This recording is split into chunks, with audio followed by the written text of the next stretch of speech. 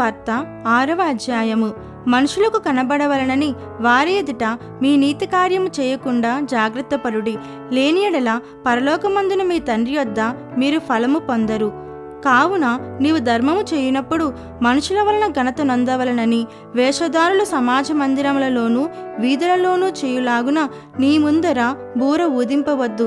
వారు తమ ఫలము పొందియున్నారని నిశ్చయముగా మీతో చెప్పుచున్నాను. నీవైతే ధర్మము చేయునప్పుడు నీ ధర్మము రహస్యముగా నుండి నిమిత్తము నీ కుడి చేయి చేయునది నీ ఎడమ చేతికి తెలియకుండవలెను. అట్లయితే రహస్యమందు చూచు నీ తండ్రి నీకు ప్రతిఫలమిచ్చును. మరియు మీరు ప్రార్థన చేయనప్పుడు వేషధారుల వలె ఉండవద్దు. మనుషులకు కనబడవలనని సమాజ మందిరములలోనూ వీధుల మూలలలోనూ నిలిచి ప్రార్థన చేయుట వారికిష్టము. వారు తమ ఫలము పొందియున్నారని నిశ్చయముగా మీతో చెప్పుచున్నాను. నీవు ప్రార్థన చేయనప్పుడు నీ గదిలోనికి వెళ్ళి తలుపు వేసి రహస్యమందున నీ తండ్రికి ప్రార్థన చేయుము. అప్పుడు రహస్యమందు చూచు నీ తండ్రి నీకు ప్రతిఫలమిచ్చును. మరియు మీరు ప్రార్థన చేయనప్పుడు అన్యజనుల వలె వ్యర్థమైన మాటలు వచింపవద్దు. విస్తరించి మాట్లాడుట వలన తమ మనవి వినబడునని వారు తలంచుచున్నారు.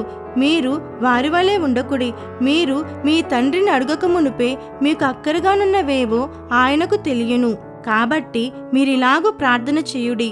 పరలోకమందున మా తండ్రి, నీ నామం పరిశుద్ధపరచబడుగాక, నీ రాజ్యము వచ్చుగాక, నీ చిత్తము పరలోకమందు నెరవేరుచున్నట్లు భూమి అందును నెరవేరునుగాక. మా అనుదిన ఆహారము నేడు మాకు దయచేయుము. మా రుణస్థులను మేము క్షమించి ఉన్న ప్రకారము మా రుణములు క్షమించుము. మమ్మను శోధనలోనికి తేక దుష్టుని నుండి మమ్మను తప్పించుము. మనుషుల అపరాధములను మీరు క్షమించిన యెడల మీ పరలోకపు తండ్రియు మీ అపరాధములను క్షమించును. మీరు మనుషుల అపరాధములను క్షమింపకపోయిన యెడల మీ తండ్రియు మీ అపరాధములను క్షమింపడు. మీరు ఉపవాసము చేయునప్పుడు వేషధారుల వలె దుఃఖముక్కులై ఉండకుడి. తాము ఉపవాసము చేయుచున్నట్టు మనుషులకు కనబడవలనని వారు తమ ముఖములను వికారము చేసుకొందురు. వారు తమ ఫలము పొందియున్నారని నిశ్చయముగా మీతో చెప్పుచున్నాను. ఉపవాసము చేయుచున్నట్టు మనుషులకు కనబడవలనని కాక రహస్యమందున నీ తండ్రికి కనబడవలనని నీ ఉపవాసము చేయునప్పుడు నీ తల అంటుకొని నీ ముఖము కడుగుకొనుము. అప్పుడు రహస్యమందు చూచుచున్న నీ తండ్రి నీకు ప్రతిఫలమిచ్చును. భూమి మీద మీ కొరకు ధనమును కూర్చుకొనవద్దు. ఇక్కడ చిమ్మెటయు తుప్పును తినివేయును, దొంగలు కన్నము వేసి దొంగిలెదరు. పరలోకమందు మీ కొరకు ధనమును కూర్చుకొనుడి. అచ్చట చిమ్మెట అయినను తుప్పైనను దాన్ని తినివేయదు. దొంగలు కన్నము వేసి దొంగిలరు. నీ ధనమెక్కడ ఉండునో అక్కడనే నీ హృదయము ఉండును. దేహమునకు దీపము కన్నే గనుక నీ కన్ను తేటగా ఉండిన యెడల నీ దేహమంతయు వెలుగుమయమై ఉండును. నీ కన్ను చెడినదైతే నీ దేహమంతయు చీకటిమయమై ఉండును. నీలోనున్న వెలుగు చీకటి అయి ఉండిన యెడల ఆ చీకటి ఎంతో గొప్పది. ఎవడును ఇద్దరు యజమానులకు దాసుడుగా ఉండనేరడు. అతడు ఒకని ద్వేషించి ఒకని ప్రేమించును, లేదా ఒకని పక్షముగా నుండి ఒకని తృణీకరించును.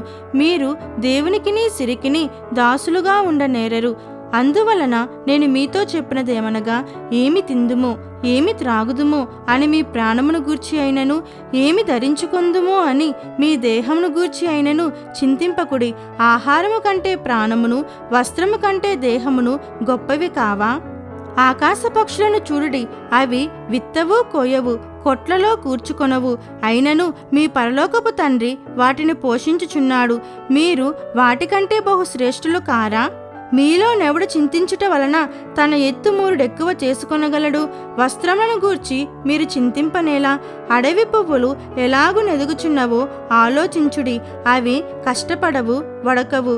అయినను తన సమస్త వైభవంతో కూడిన సొలొమోను సహితము వీటిలోనొకదాని వలనైనను అలంకరింపబడలేదు.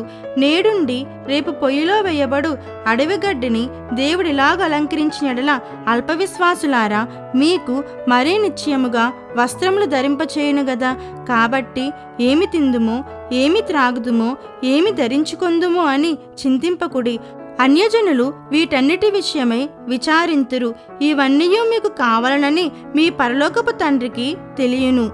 కాబట్టి మీరు ఆయన రాజ్యమును నీతిని మొదట వెతుకుడి, అప్పుడు అవన్నీ మీకు అనుగ్రహింపబడును. రేపటిని గూర్చి చింతింపకుడి, రేపటి దినము దాని సంగతులను గూర్చి చింతించును. ఏనాటి కీడు ఆ నాటికి చాలును. దేవుడి పరిశుద్ధ వాక్యం మన వినికిడిలో దీవించి ఆశీర్వదించునుగాక. ఆమేన్.